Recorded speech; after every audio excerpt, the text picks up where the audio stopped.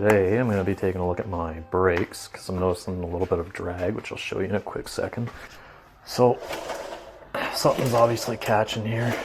I've got a feeling that my pistons aren't fully releasing, which means they're a little gummed up. So I'm going to be taking them off, fairing, and then I'm going to drain the brake lines here, pop off the calipers, remove the pads, pull the pistons out, and give them a good cleaning. So in order to do that, we're going to need these tools here.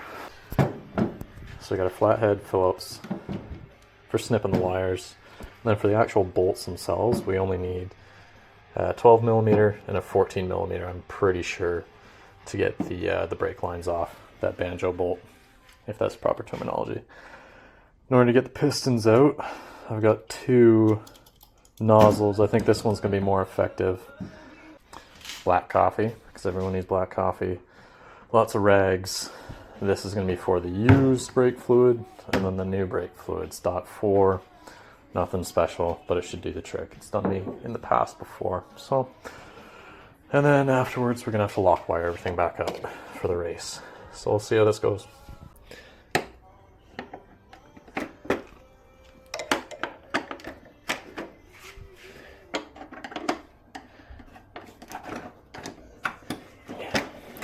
These.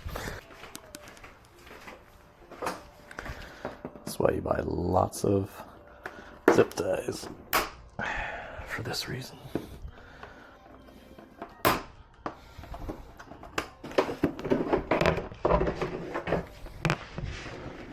I'll just set her over here.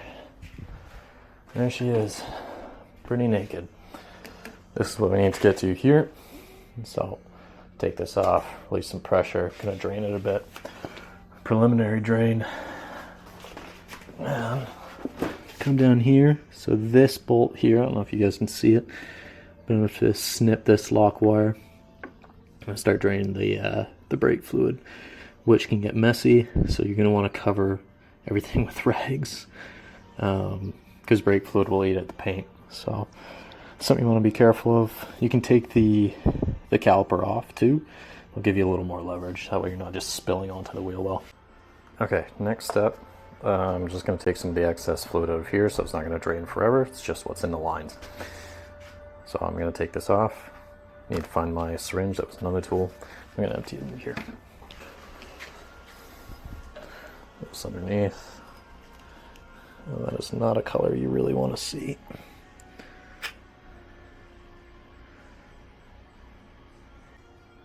And I'm just sucking air there.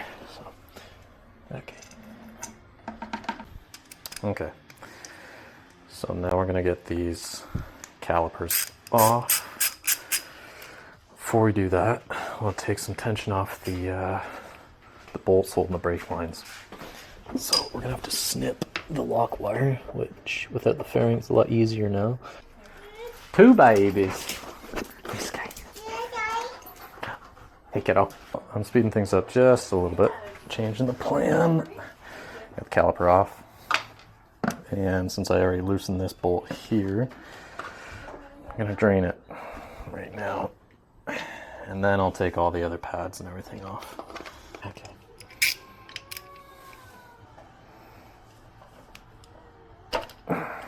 There we go. And she starts to bleed pretty fast. Again, you're going to want to clean your tools after this. It's draining not so bad. There we go. That's what we want. So that's one side. So taking a look at the caliper here, we're going to remove the pads themselves. And then these are the pistons that we want to clean. So one side is out more than the other. Probably just alignment with the brake discs. I'm just going to do this one at a time. The other side is exactly the same. Basically what we're going to see here, once this comes out, it's held under tension by this spring here, whatever you want to call it. And you pull this out, and this is what holds the pads in, as you'll see. anyone who's worked on a bike will know all this stuff. This is more for people that are doing this for the first time. Changing brakes, changing pads, cleaning pistons. So, this is a 2004 CBR600RR, by the way, if I haven't mentioned that already, which I'm pretty sure I haven't. So, brake pads, I'm going to do one at a time, so I don't mess things up, mix them up. Again, it's important to keep all your stuff kind of where it should be. Kind of like building Lego, right? And now you see the caliper splits in half. And now we can see those seals that we're talking about. We're going to take the nozzle, we're going to put it through here, hold these pistons, you're going to take the air pressure, which I have a filthy large canister. You don't need this much. And it's going to have to be charged up because I'm running a little low. But get some pressure in there, pop the piston out. Again, make sure that it's pointed down in here because it's going to shoot. Sometimes you can just hold them in place and it'll pop out. It's easier if you hold the top one because, again, once you get the bottom one out, it is harder to get the second piston out. It's easy to get one, hard to get two. You'll see, I'll be struggling for a bit. Light vice grip pressure, so you're not scoring anything or scratching. There it goes. Okay, so I cleaned the one. As you can probably see now, it's definitely a lot cleaner on the inside, especially the outside. Wasn't too bad. So I cleaned the one piston, then I put it back in because that was the only way I was going to get the second one out. So this is the piston here. So that's how you're going to have to do this. You're going to have to do it one at a time, which makes the putting things back together easier. And then push the pistons down all the way. Second one to go. There we go.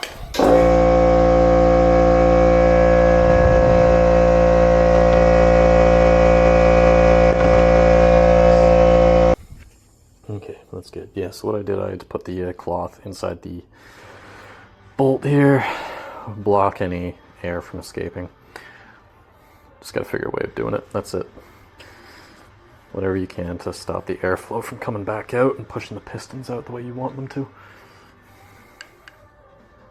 So my ultimate wisdom, I found my issue, as you guys can see here. Clearly when this was put back together, might have been me the last time, or it's been doing this for a while. The disc itself is actually rubbing up against the caliper, so that is an issue, and that's why we're having drag. So I'm gonna have to make sure everything is aligned properly. This looks like it's bent, and I couldn't get the actual bolt out or the pin out. I think the heat has pretty much not fused it, but it's made it really hard. I've already snapped a couple hex heads.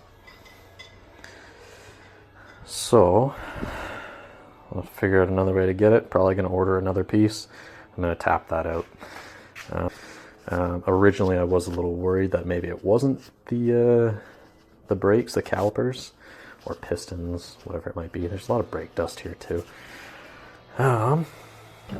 But easiest way to check, it was kind of spinning tight before. The calipers, or the pistons, are pressed all the way in right now. And as you can see, she moves freely. No issues.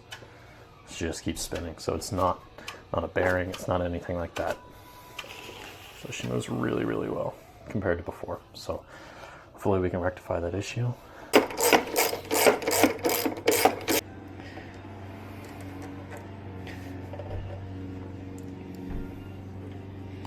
Like so.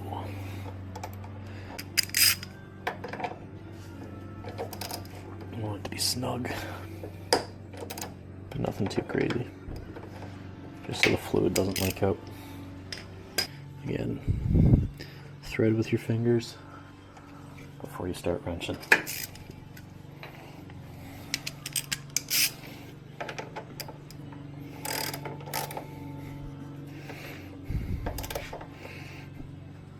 And you'll feel it.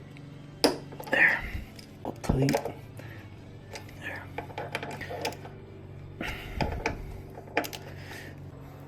one more thing with this. This is my bleeding system, which I think is pretty universal for anyone who's worked on cars, bikes, vehicles, anything. Brembo's nice, got a bleeder valve up top, so I'm going to use that.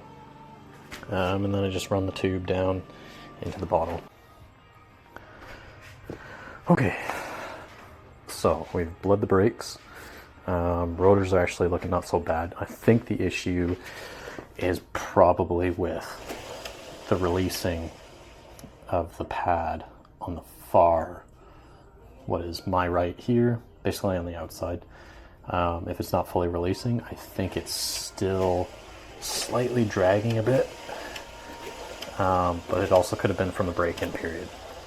Now notice how this is moving a lot better now compared to before.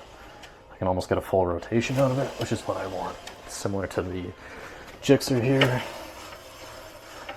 A little bit better, but still. For what we were just dealing with, it's not so bad. It's stiffening up, and then I find after half a lap, this brake becomes very stiff, and I can feel a lot through it, so I'm not super worried about this right now. Now, the other brake fluid was more of a golden brown color. That could have been the color of the brake fluid with a little bit of aging, or it had aged completely and the brake fluid was bad at that point, which can lead to spongy feeling brakes, which I wasn't really getting maybe towards the end there, so it was time to do a bleed. Now it's clear, but again, different brake fluid from my understanding. It's looking a lot better now. And that's pretty much it. Okay, bike is back together. I'm just working on the cleanup piece right now. Brake skid, wheel spin, better. Now, I'm not going to bore you guys with a lock wiring tutorial. If you guys want a really good tutorial, go to Lean Angles Motorsports on YouTube. They do a perfect demonstration of how to lock wire a bike. Something that I will not do justice in this video. But yeah, so we're gonna have to lock wire here, back on the actual brake line itself, and into these pinch bolts for this side. For the other side, we've got to connect the nut and then the pinch bolts themselves, and again, also these two. So that is the plan, and then once that's all done, should probably just take this fairing off because race weekend inspection, they're going to be checking that. So you can just drop that beforehand. Well, that's pretty much it. She's good to go.